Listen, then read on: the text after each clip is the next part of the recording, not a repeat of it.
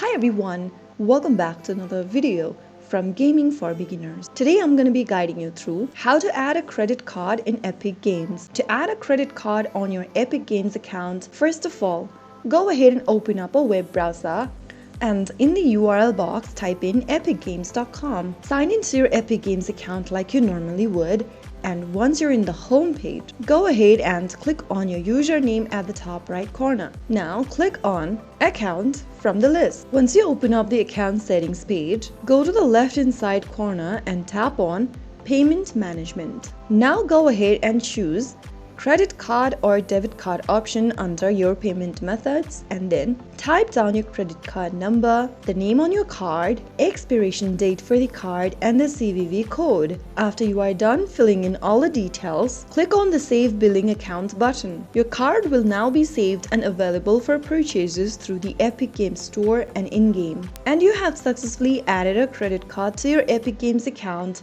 Now you can make purchases faster and enjoy your games without hassle. If you found the video helpful, don't forget to like, share, and subscribe to the channel for more Epic Games tutorials. I'll see you in the next video.